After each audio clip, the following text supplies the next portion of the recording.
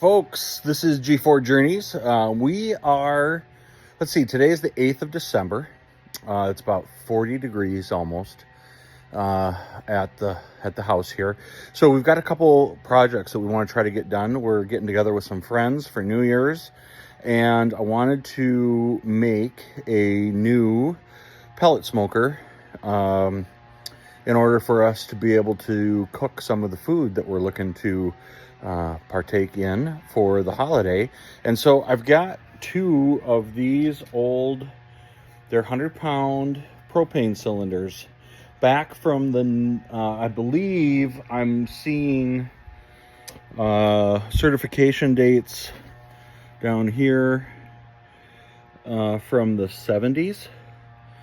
And so these are older style, thicker tanks that I think will help hold the heat well, because we're going to be doing this cooking up north where it could be well below zero when we're doing these smokes. But the first thing we've done is we have made sure that these tanks are empty. They are as empty as they will naturally be at this temperature, but that does not mean that they are safe to work with yet.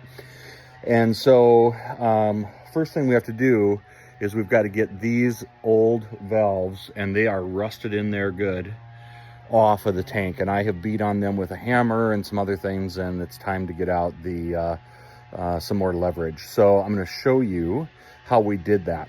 Before I go any further though, disclaimer, this is only how I have done it. This is not a recommendation or an endorsement for this method of removing these valves or anything else that you will see in this series. I have absolutely no responsibility for anything that you try on your own. And if you're not comfortable doing this and working with these old propane tanks that are explosive, by the way, they are explosive if you do it wrong. So you are on your own. If you're not comfortable, don't do it.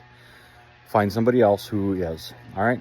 So next I'm going to show you how we got these off, because they are rusted in. I have two of these tanks. We're going to do it to both of them. Okay. So all we have to do to remove these stuck valves, this one's going to be a little trickier because it's got this collar on it, which I've removed the set screw, but that still won't come off. And so we have taken a nice heavy duty wide strap and strapped this, cinched this up to the tree.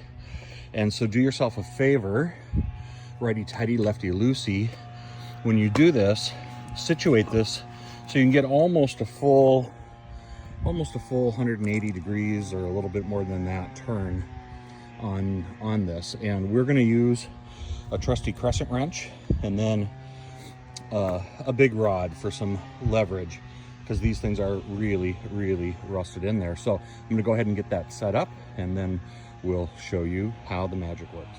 Okay, so we got the crescent wrench on here. We got our big leverage. We're just going to slide that over the end of it and come out here to the end. And lickety split, we've broken that loose. That was all rusted up. Like I said, we got at least a full 180 degrees. And now we might be able to just do this by hand. We can. And we just got to adjust a little bit, but that's all it takes, folks. Just a little ingenuity and some good old-fashioned leverage. Thanks.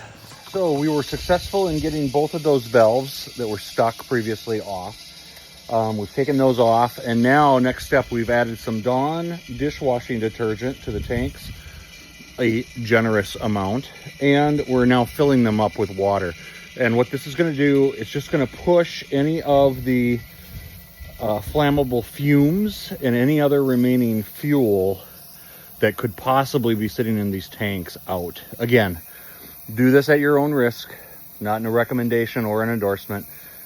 Be safe. If you're not comfortable, hire a professional. All right, so I got to give some props to my wife. You're not going to believe the automatic tank filling system that she devised, which just came loose and got me. So that was pretty ingenious. But before that happened, it was just